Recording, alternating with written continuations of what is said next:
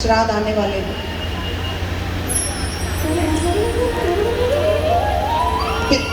पितरों के खुश होने से वंश की वृद्धि होती है महाराज। ये सब जानते हैं, मेरे ख्याल से सारी माताएं जानती हैं ये। और जो एक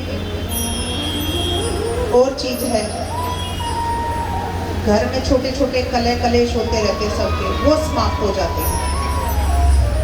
घर की छोटी छोटी बातों पे एक दूसरे से अनबन, पति पत्नी की, सास बहू की, ननद भाभी की, भाई भाई की, ये जो छोटी छोटी अनबन है वो मिट जाती है।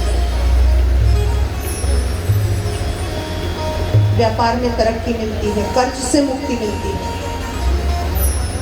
तो ये जरूर करें महाराज। बोलिए जय जय श्री राधेश्याम, जय जय श्री राधेश्याम। अब महाराज प्रसंग में लौटते हैं कि कौन से कर्म से कौन सा दंड भोगना पड़ता है नरक में। आइए बताती हूँ। जो स्त्री या पुरुष किसी दूसरे के धन या किसी दूसरे की स्त्री या किसी दूसरे के पुत्र पे नजर रखता है या कुदृष्टि रखता है,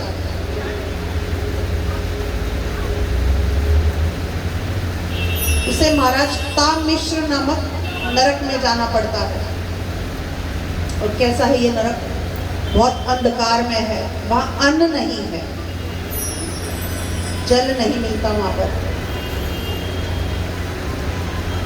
तो जितने समय का आपका वो कर्म है, उतने समय तक आपको उस नरक में निवास करना पड़ता है, जहाँ पे ना अन्न है ना जल है। तो सोच कर देखिए आपका एक दिन के व्रत में क्या हाल हो जाता है। उतने समय तक अगर अन्न भी ना मिले, जल भी ना मिले, वो व्यक्ति वैसे रहता है। और यमदूत जो है वो लंबे लंबे लोहे के गरम गरम डंडे लेकर खड़े हैं, और जिधर जाओ वो डंडे पड़ते हैं।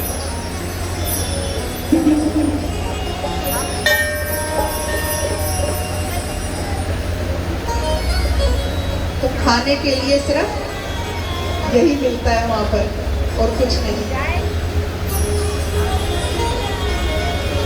जितना समय उस नरक में रहना पड़े तो यही भोगना पड़ता है।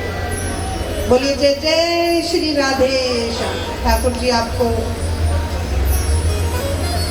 आपका तो उद्धार हो जाएगा महाराज। आप यहाँ बैठे हैं कथा में, आप लोगों को डरने की आवश्यकता नहीं है।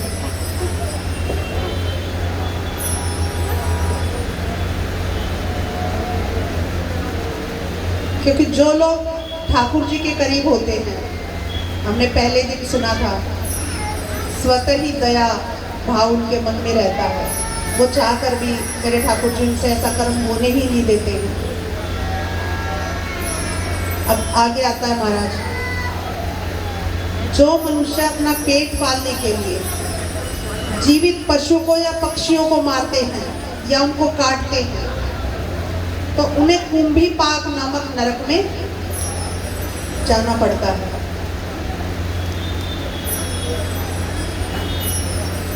उनको महाराज बड़े बड़े कढ़ाओं में तेल खोल रहा होता है, उसमें तला जाता है, ऐसा वर्णन है।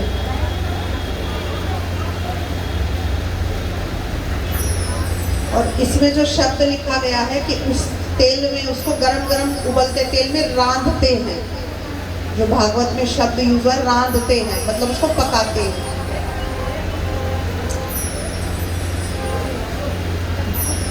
अब हम बहुत विस्तार में नहीं जाते इसमें। सुखदेव जी कहते हैं, जैसे मैंने पहले बताया था कि ये बहुत विस्तार में है, तो इसको थोड़ा संक्षेप में ही लेते हैं। सुखदेव जी कहते हैं अंत में कि नरकों को जो है धोबी घाट समझो। नरकों को क्या समझो? धोबी घाट। कपड़े गंदे होंगे, जितने भी गंदे हो, अगर कम मैला कपड़ा है तो खाली उसको साबुन लगाया, ये किया, धो दिया। थोड़ा सा ज्यादा और गंदा है तो उसको ब्रश से घिस लिया जाता है। और जो कुछ ज़्यादा ही गंदा है महाराज, उसको उबलते पानी में डालो, सरफ में डालो, पहले उसको रांधते हैं और फिर उसको अच्छे से कूटते हैं।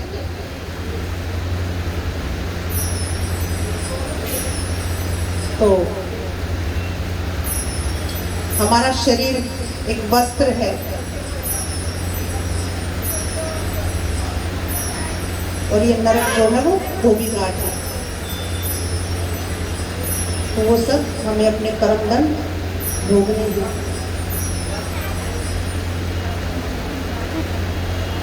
लेकिन फिर भी भगवान कहते हैं कि मैं किस लिए हूं यहाँ पर। मनुष्य है, जैसे मैंने कल भी बताया था कि हम चाहे ना चाहे फिर भी अनजाने में कुछ पाप तो हो ही जाते हैं। तो उनका भी एक रास्ता है, वो रास्ता है प्रायश्चित। अगर आप आगे पाप ना करने का प्रण लेकर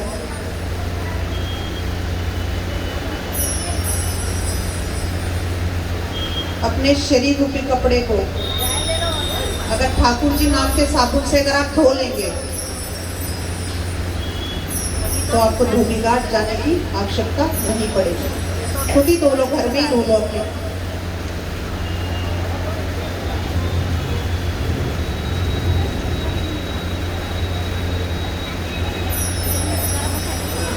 अब सुखदेव जी कहते हैं कि कुछ प्रकार के लोग हैं। देखिए, सारी गलती हमारी भी नहीं है, कलयुग है। तो कुछ प्रकार के लोग हैं, इसमें कुछ चीजें बताई गई हैं कि वो पक्का नरक जाएंगे ही जाएंगे अगर उन्होंने प्रायश्चित नहीं किया तो। ये इसमें वर्णित है, मैं नहीं कह रही हूँ, मैं भी लिखा हुआ जो है वही आपको बता रही हूँ। उनकी कुछ पहचान है। जैसे जो लोग हैं जो अत्यंत क्रोध करते हैं, हर बात में क्रोध उनके नाक पे रहता है, जिनके मुख से सदैव विष भरी बातें निकलती हों, सीधे मुंह बात ही ना करे किसी से, जो अपने ही भाई बंधुओं से बैर रखे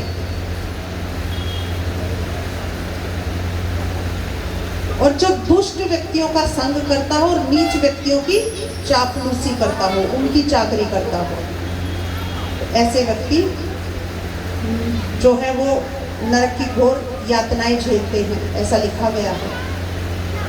लेकिन प्रायश्चित भी है भगवान का नाम, जो हमें धोबी घाट ना जाना पड़े, घर पे ही धो डाले। बोले कृष्ण कन्हैया लाल की जय, सावरिया सेठ की जय।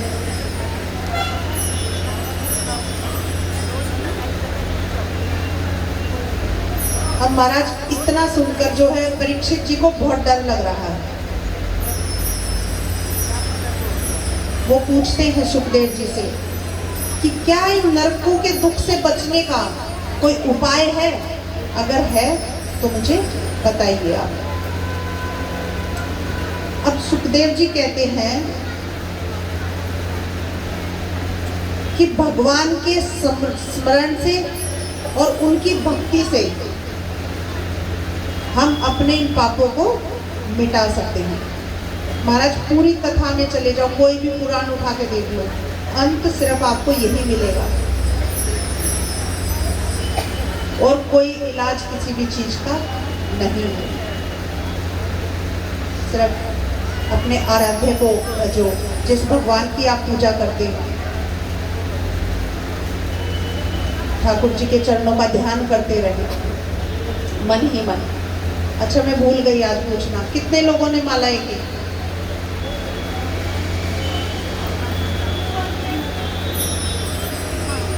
कुछ तो संख्या बढ़ी आज। चलिए, जय जय श्री राधे। आज कुछ नए भक्त हैं तो उनको भी 1 मिनट के लिए थोड़ा सा होमवर्क, कृपया ध्यान दें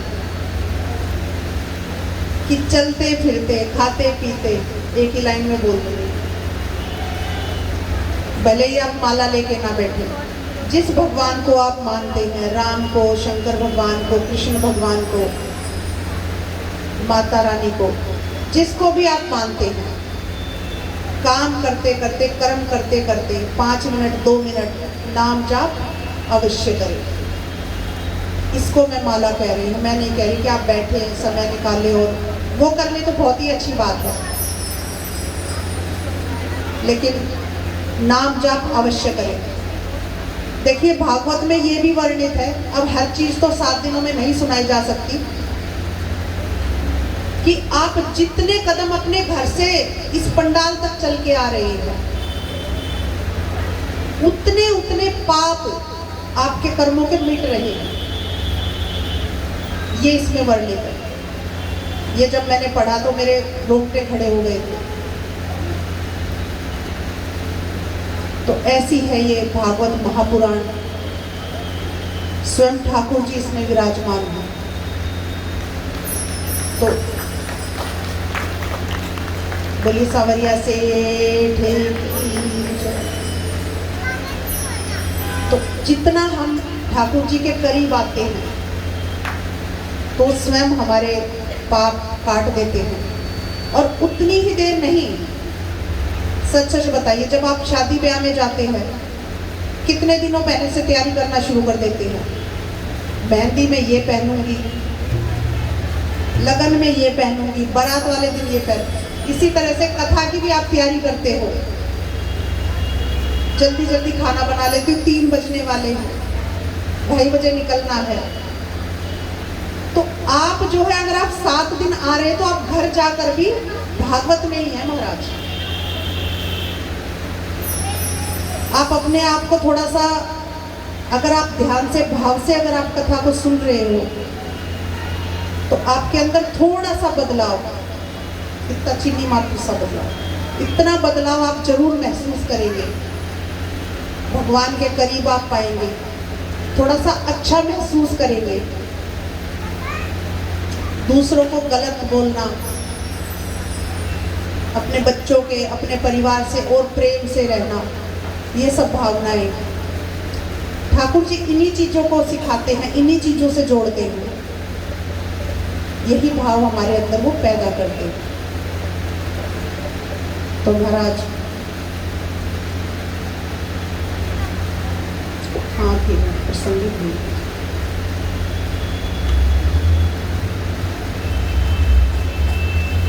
थोड़ी देर जाप करते हैं।